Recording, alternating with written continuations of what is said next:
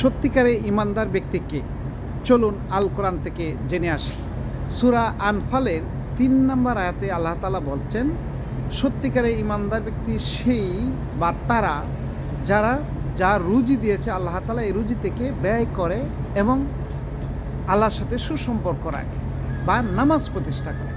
এখন কথা হলো যে আমরা রুজি বলতে আল্লাহ তাআলা এটাই বোঝাচ্ছেন, ধরেন আপনি যা ইনকাম করেন প্রতি মাসে আপনার সুস্থ শরীর একটা নিয়ামত হিসাবে আল্লাহ তাআলা দিচ্ছে, এখান থেকে ইনকাম করে ধরেন আপনি যা ইনকাম করছেন তা থেকে কিছু আপনার জন্য ব্যয় করবেন এবং যারা অবহেলিত, অসুস্থ বা কোনো সমাজ কল্যাণ কাজে আপনাকে অবশ্যই প্রতিনিয়ত কিছু ব্যয় করতে হবে। আর হলো নামাজ প্রতিষ্ঠা বা সালাত কায়েম হলো যে আল্লাহর সাথে সুসম্পর্ক রাখা, এবং সালাত যে আমরা প্রচলিত যে ৫ ওয়াক্ত সালাত সেটা আপনি করতে পারেন ইচ্ছাকে, কিন্তু এটাকেই শুধু সালাত বোঝায় না।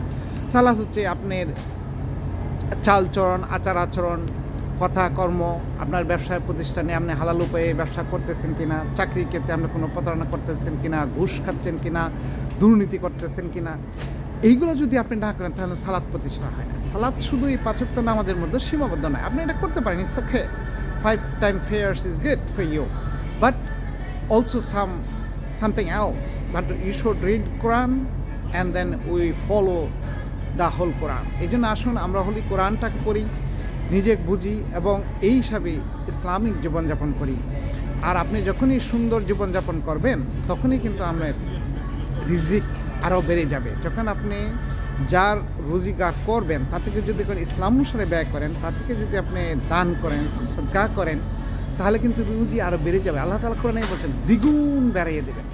তাহলে আপনার সম্পদ যদি দিন দিন বাড়তেই থাকে।